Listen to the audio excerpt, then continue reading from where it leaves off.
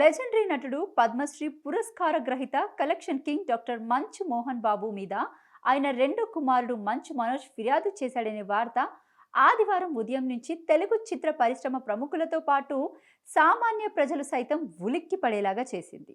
అయితే అందులో నిజం లేదు. అసలు గొడవ జరగలేదా? అటువంటి తరుణంలో కొట్లాట అని బయటకు ఎందుకు వచ్చింది?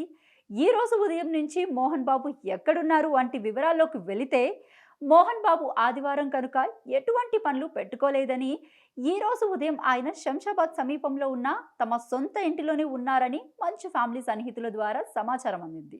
బ్రేక్ఫాస్ట్ చేసిన తర్వాత కాసేపు ఆయన కునుకు తీశారట. మోహన్ బాబు నిద్రలో ఉన్న సమయంలో ఆయనకు తనయుడికి మధ్య గొడవ జరిగిందని న్యూస్ ఛానల్స్లో విస్తృతంగా ప్రచారం జరిగింది. దీంతో కుటుంబ సభ్యులు ఆయన్ను నిద్రలేపారని, ఆ వార్తలు చూసి షాక్ అయ్యారని తలసింది. మోహన్ బాబు హైదరాబాద్ సిటీలో ఉండే ఆయన పెద్ద కుమారుడు విష్ణు మంచు కూడా అమెరికాలో ఉన్నారు. కొత్త cinema Kannappa visual effects works నిమిత్తం విష్ణు అమెరికా వెళ్ళినట్టు తెలిసింది. సినిమా పనుల్లో ఆయన బిజీగా ఉన్నారు. మరి మీడియాలో ఈ విధమైన ప్రచారం జరిగిందనే విషయం ఆయన వరకు వెళ్ళిందా లేదా అనేది తెలియాల్సి ఉంది.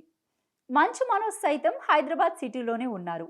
తండ్రితో ఆయనకు గొడవ జరిగిందనే వార్తలు ఎటువంటి నిజం లేదని, ఆధారాలు లేకుండా అసత్య ప్రచారాలు చేయవద్దని మంచు కుటుంబం మీడియాలో వస్తున్న కథనాలను ఖండించింది.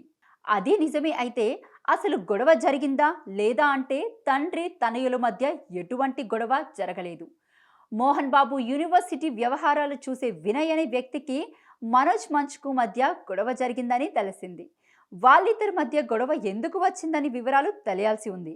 ఆ గొడవ మీద 100కు డయల్ చేసి చెప్పడం, అది మీడియాకు లీక్ కావడం వెంట వెంటనే జరిగాయి. అంతే తప్ప ఏ పోలీస్ స్టేషన్లోనూ ఫిర్యాదు నమోదు కాలేదు. మనోజ్ వినయ్ మధ్య గొడవ జరిగితే దానిని తండ్రి మోహన్ బాబు తనయుడు మనోజ్ మధ్య గొడవగా కొంతమంది చిత్రీకరించే ప్రయత్నం చేశారు. ఇంకొంతమంది ఔత్సాహికులు మరో అడుగు ముందుకు వేసి గాయాలతో మనోజ్ పోలీస్ స్టేషన్కి వచ్చారని ఊహాజనిత కథనాలు అల్లేశారు. ఇప్పటి వరకు మనోజ్ పోలీస్ స్టేషన్కు వెళ్ళలేదు. అయితే ఫోన్ చేయడం మాత్రం నిజం. ఆయనకు గాయాలు కాలేదు. అయితే రక్తం కారుతున్న గాయాలతో మనోజ్ ఫిర్యాదు చేశాడని పలువురు పేర్కొనడం విశేషం. ఆ మధ్య ఫేస్ రియంబర్స్మెంట్ విషయంలో విద్యార్థులకు మద్దతుగా మనోజ్ మాట్లాడారు. ఒకవేళ ఆ అంశంలో వినయ్ అనే వ్యక్తితో ఆయన మాట్లాడారని తెలుస్తుంది. ఆ సమయంలో ఆగ్రహం వ్యక్తం చేసి ఉండొచ్చు. తండ్రి కొడుకుల మధ్య కొట్లాట జరిగిందనేది పూర్తిగా అవాస్తవం.